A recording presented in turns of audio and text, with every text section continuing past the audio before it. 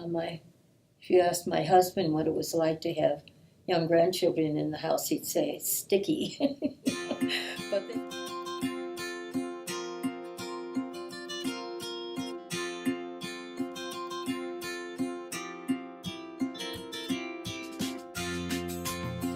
I'm Barbara Dennison, and I've been with RAPP since '99, so almost the whole time that they've been.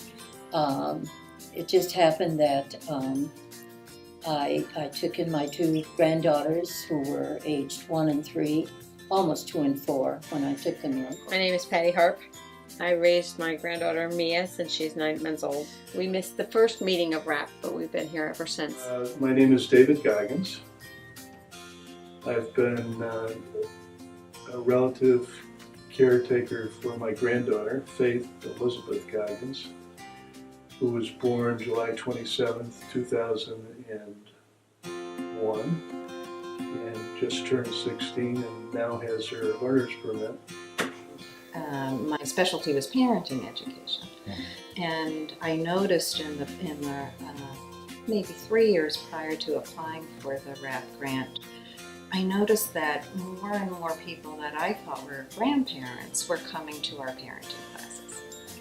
And they were saying things like, am I allowed to come to the class? I'm just a grandparent. Or I'm just not happy with the way things are going at the home, and I'd like to get some more information to help my daughter or my son. But they were always the one to stay after class, and we got into lengthy conversations, and over time it was like a light bulb went off, and I realized that, oh, these weren't people in a typical grandparenting role. These were people that were actually raising the children. Yeah.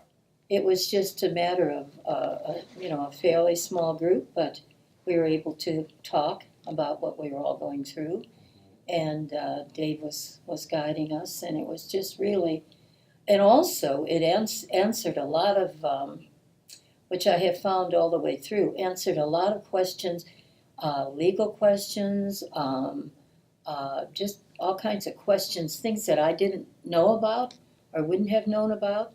But I learned through RAPP, so it was just, again, it was a godsend that way too. Sometimes you're just going through life and you don't think that you're affected by it. And then you go to a meeting and all of a sudden you're crying because you realize, oh my God, this really was an issue and somebody else was talking about it and, oh, I should have done that, and something just clicks in your head. And it's, or sometimes you're telling us your story and that one over there oh my God, thank you so much. And what did I do? You don't even realize you're doing, but you're helping each other. Yeah. And it's nice for the kids to know that they're not alone. They used to all think that they were the only ones who had to live with grandma. As a professional, I'm well aware of the fact that everybody that goes through the experience of the family crisis that leads up to the situation that results in a kinship family goes through similar traumatic experiences and crises. Mm-hmm. And I wanted to be able to have them be aware of that. So alleviating guilt and shame and the stigma that they might feel because something in their family went awry. Right. I wasn't sure if I could raise a little girl who didn't have these issues that my daughter had. Maybe it's just boys I could raise. I kept thinking to myself because my son was so good and my daughter was so out there. I think, like anybody, we feel overwhelmed with just, work and kids and schedules. And sometimes I think getting involved in another program can feel intimidating or overwhelming until they kind of get there and realize, wow, this is kind of what was missing. And I remember one of the grandparents who actually wrote a supportive letter when we applied for the grant, said, even if you just give us a place to have some coffee and conversation.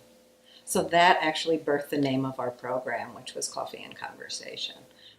So I said, wouldn't it be nice to have a program at this end of the county?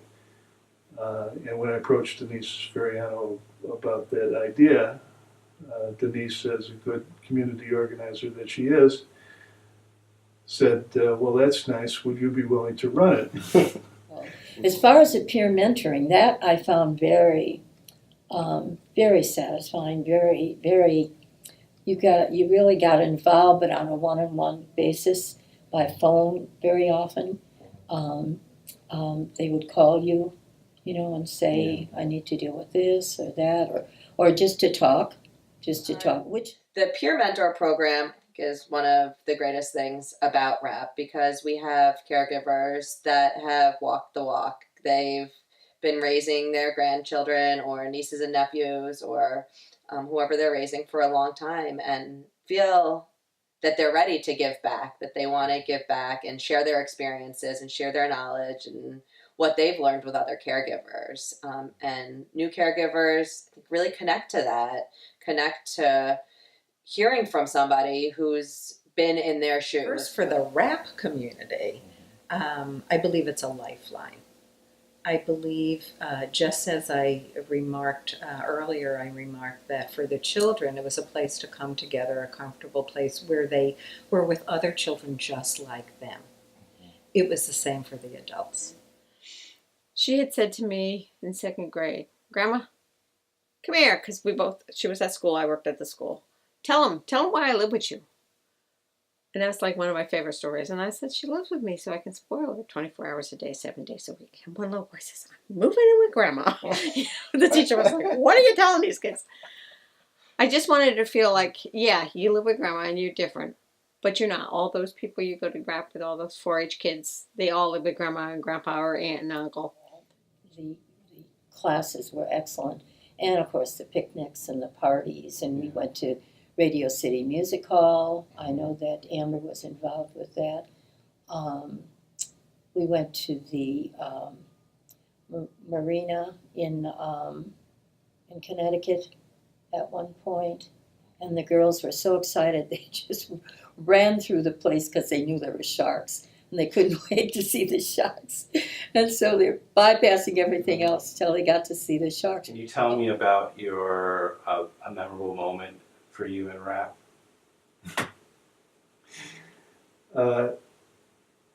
Everybody should have the opportunity to play Santa Claus. There's nothing more gratifying than to see the eyes of a child looking at you in wonder about all the hope that their fondest dreams will be fulfilled.